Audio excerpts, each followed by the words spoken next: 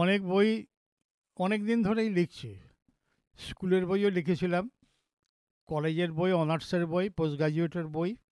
তারপরে research oriented বিষয় নিয়ে আমি কাজ আরম্ভ করি এবং বিশেষভাবে এআই, আর্টিফিশিয়াল ইন্টেলিজেন্স, এটা নিয়ে আমি চিন্তাভাবনা করি এবং আমার সঙ্গে সহযোগিতা করে সামিয়ান হোসেন, যে আমার এই ডিজিটাল টেকনোলজির নিত্যসঙ্গী। সে আমাকে এই কাজটার জন্য হেল্প করেছে। তা এই বিষয়টা হচ্ছে, এআইটা মানুষের তৈরি।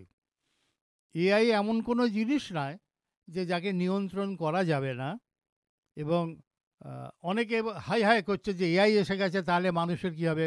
মানুষের কিচ্ছু হবে না। সেই সক্রেটিসের আমল থেকে এআই এর চর্চা আরম্ভ হয়েছে। তখন থেকে নানান পদ্ধতিতে নানানভাবে এই মেমোরিকে সংরক্ষণ করার চেষ্টা করা হয়। আগে ছিল লার্নিং, রিটেনশন, রিকল। তার পরবর্তী পর্যায়ে হলো কগনিটিভ, অ্যাফেক্টিভ এবং সাইকোমোটর লার্নিং।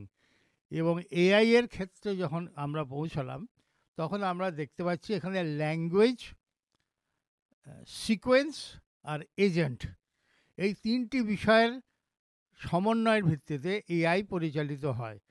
গাড়ির কারখানার জন্য এআই এর অ্যাপ্লিকেশন এক ধরনের, ছবি তোলার এআই এর অ্যাপ্লিকেশন আরেক ধরনের, রিমোট সেন্সিংয়ের জন্য এআই এর অ্যাপ্লিকেশন আরেক ধরনের।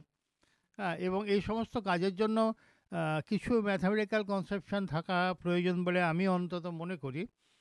হ্যাঁ, এবং আমি এই এআই এর ব্যাপারটা নানান কাজ করতে করতে এর মধ্যে দিয়ে আমার কাছে এই এআই এর বিষয়টা এসছে। সুচেতনা প্রকাশনী আমার অনেক বই বার করেছে, এর মধ্যে রিমোট সেন্সিং একটা খুব গুরুত্বপূর্ণ বিষয়। আরেকটা বই বার করেছে ওরা, সেটা হচ্ছে যে সঙ্গীতের সাতকাহন, অ্যানালগ থেকে ডিজিটাল টেকনোলজি।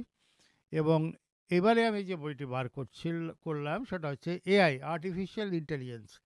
এটা এমন কিছু বিষয় নয় যে মানুষ সভ্যতার সর্বনাশ হয়ে যাবে। এটা সভ্যতার অগ্রগতির সঙ্গে বিষয়টা যুক্ত। এবং এরপরে হয়তো আরও অনেক জিনিস আসবে। আমরা যেমন এআই ক্যামেরা অলরেডি চালু হয়ে গেছে, বাজারে চলে এসছে। আমার রিমোট সেন্সিং বইতে এটার বিষয়ে দেওয়া আছে, এখানেও সামান্য কিছু উল্লেখ করা আছে। মিউজিকের ক্ষেত্রে সমস্ত ব্যাপারটা এআই হয়ে গেছে, মিডির অপারেশনের মাধ্যম দিয়ে হচ্ছে। এগুলো সব এই বইটির মধ্যে, আর্টিফিশিয়াল ইন্টেলিজেন্সের মধ্যে রাখা আছে। এখন এটা ধৈর্য ধরে পড়তে হবে, বুঝতে হবে। এবং টোপোলজি, সেট, রোটেশনাল ম্যাট্রিক্স, হ্যাঁ, পাইথন, এসবগুলো সম্বন্ধে প্রাথমিক মিনিমাম ধারণা ছাড়া এই বইটাকে আয়ত্ত করা খুব ডিফিকাল্ট। যাই হোক, যারা পড়বার তারা পড়বে, সবাই তো সব জিনিস পড়বে না।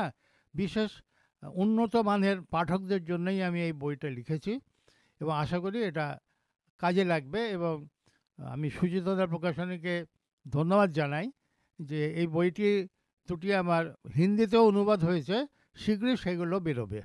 সবাইকে ধন্যবাদ জানাচ্ছি। নমস্কার।